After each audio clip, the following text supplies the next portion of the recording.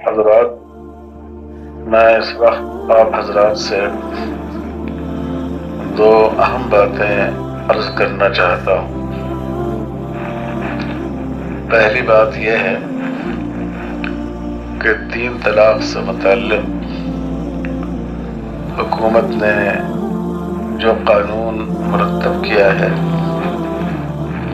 اور جو لوک سبھا سے پاس ہو چکا ہے اور راجیہ سبھا میں جانے والا ہے، اس میں کوئی شبہ نہیں کہ یہ قانون مسلمانوں کے مذہبی حقوق میں دخل اندازی ہے۔ یہ قانون دستور کی روح کے مغایر ہے۔ یہ قانون اس ملک کی آزادی کی لڑائی لڑنے والے اور اس کے دستور بنانے والے معماروں اور محسنوں کے منشا کے خلاف ہے۔ یہ قانون عورتوں کے لیے فائدے کے بجائے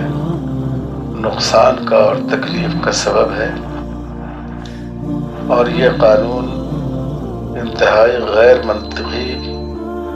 تضادات کا حامل اور ناسمجھی اور بے شعوری پر مبنی ہے، لیکن اس کی وجہ سے مسلمانوں کو ہمت ہارنے اور حوصلہ کھونے کی ضرورت نہیں ہے۔ آل انڈیا مسلم پرسنل لا بورڈ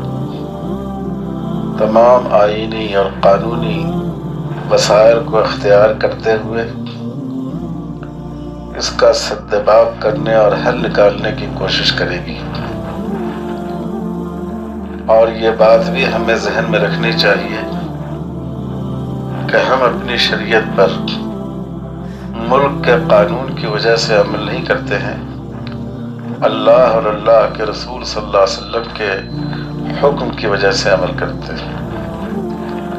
ہم نماز پڑھتے ہیں، سخت ٹھنڈک میں وضو کرتے ہیں، چلچلاتی ہوئی دھوپ میں مسجد کے لیے نکلتے ہیں، سخت تپش کے موقع پر بھی روزہ رکھتے ہیں، اللہ کی رضا کے لیے اپنے مال کا ایک حصہ زکوٰۃ کے طور پر نکالتے ہیں، حج کے لیے جاتے ہیں، سفر کی مشقت اور مالی اخراجات کو برداشت کرتے ہیں۔ یہ سب حکومت کے قانون کے تحت نہیں ہوتا، یہ اللہ کی رضا کے لیے اور اللہ اور اس کے رسول کے حکم کے تحت ہوتا ہے۔ حکومت نے شراب بنانے کی اور شراب پینے کی اجازت دی ہے، برائی کی اجازت دی ہے، سود کی اجازت دی ہے، لیکن مسلمان ان تمام باتوں سے اس لیے بچتا ہے کہ یہ اس کی شریعت میں حرام ہے۔ حکومت کوئی بھی قانون بنا لے، لیکن اگر ہم اپنی رضامندی سے اپنے آپ کو قانون شریعت پر قائم رکھیں گے اور اپنے مسائل کو اپنے علماء کے سامنے، مفتیوں کے سامنے، قاضیوں کے سامنے، مسلم سماج کے سمجھدار لوگوں کے سامنے، مسجدوں کے اماموں اور خطیبوں کے سامنے اپنے مسائل کو رکھ کر انہیں حل کرا لیں گے تو کوئی طاقت ہمیں قانون شریعت پر عمل کرنے سے روک نہیں پائے گی۔ اس لیے ہمیں حوصلہ کھونے کی ضرورت نہیں ہے، عزم کی ضرورت ہے، ارادے کی ضرورت ہے، پختہ فیصلے کی ضرورت ہے کہ ہم بہرحال اپنے آپ کو پہلے سے بڑھ کر شریعت پر قائم رکھیں گے۔ یہ عہد مسلمان مردوں کو کرنا چاہیے، یہ عہد مسلمان عورتوں کو کرنا چاہیے، یہ عہد ہر اس شخص کو کرنا چاہیے جو کلمہ لا الہ الا اللہ اور محمد الرسول اللہ پر یقین رکھتا ہے اس لیے ہمیں گھبرانے کی ضرورت نہیں ہے۔ زندگی کے بہت سے شعبے وہ ہیں جس میں ہم قانون شریعت پر عمل کرتے ہیں، حالانکہ حکومت کا قانون اس میں ہماری مدد نہیں کرتا۔ اس لیے ہمیں دین پر ثابت قدمی کا عزم کرنا چاہیے، اپنے حوصلوں کو بلند رکھنا چاہیے۔ دوسری بات یہ عرض کرنی ہے کہ اس موقع پر غلط فہمیاں اور بدگمانیاں بھی پھیل رہی ہیں، اور شکوک و شبہات کے کانٹے بھی لوگوں کے دلوں میں چبھ رہے ہیں۔ بعض لوگ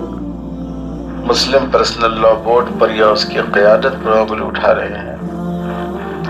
یہ بہت ہی ناسمجھی کی بات ہے۔ اگر آپ نے ایسا کیا تو آپ نے دشمن کی سازش کو کامیاب کر دیا۔ اس ملک میں بورڈ ایک ایسا ادارہ ہے جس پر پوری ملت اسلامیہ کا اتفاق ہے۔ دنیا کے دوسرے ملکوں کی مسلم اقلیتیں مسلم پرسنل لا بورڈ کے وجود پر رشک کرتی ہیں، اور اسی لیے جو لوگ اسلام کے اور شریعت کے دشمن ہیں ان کی آنکھوں میں یہ ادارہ کھٹکتا ہے۔ اس ادارے کا یہ وقار ہے کہ عدالتیں اپنے فیصلوں میں بورڈ کا حوالہ دیتی ہیں، اور حکومت کو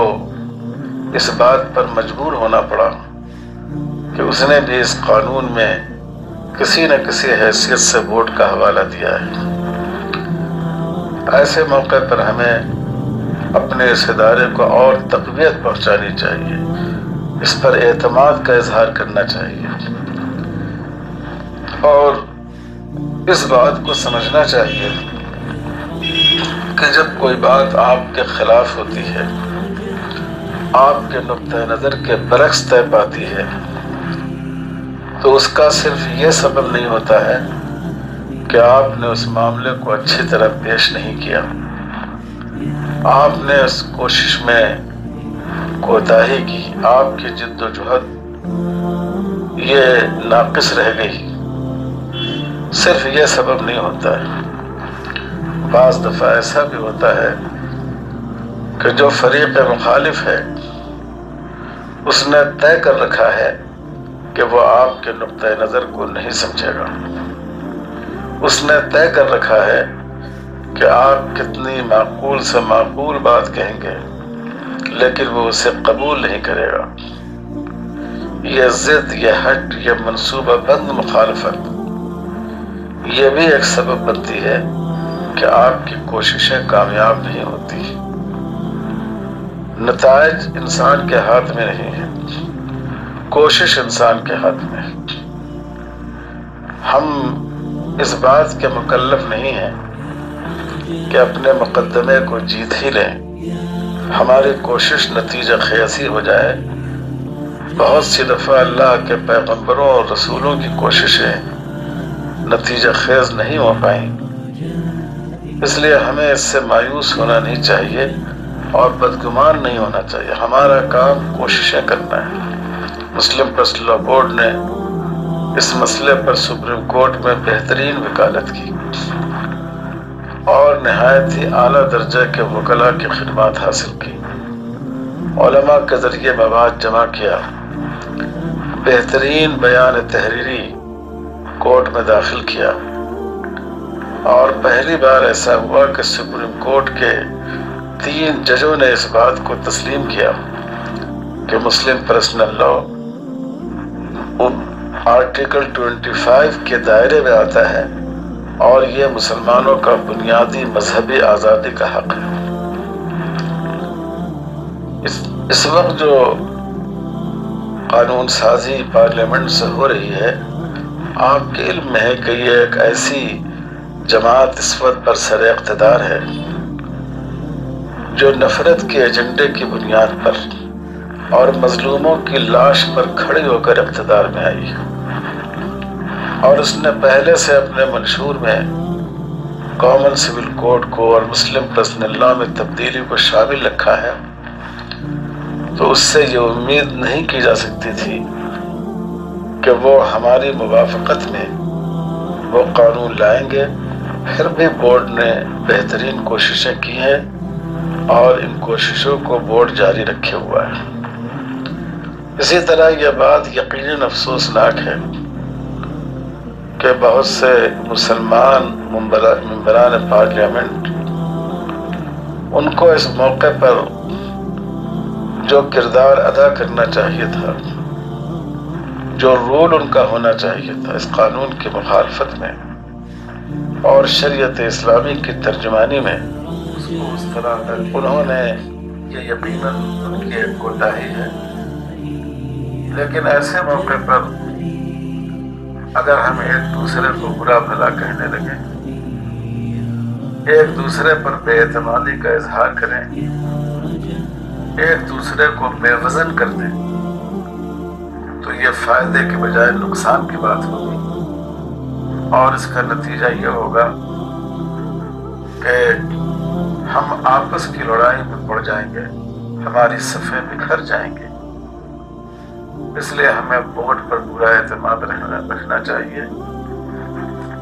جن مسلم ممبران پارلیمنٹ نے اس معاملے میں وہ رول ادا نہیں کیا جو ان کو ادا کرنا چاہیے، یقیناً یہ ان کی غلطی ہے، لیکن اس کو ہمیں آپسی خلفشار کا، اخلاؤ کا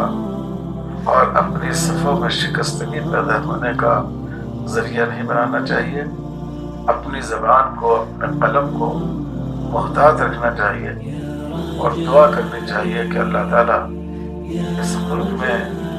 ہمیں قانون شریعت کے ساتھ، رسول اللہ صلی اللہ علیہ وسلم کی سنتوں کے ساتھ اور پورے دین کے ساتھ، جس پر اس جیسی جگہوں میں ہمارے لیے عمل کرنا واجب ہے، اس پورے دین کے ساتھ ہمیں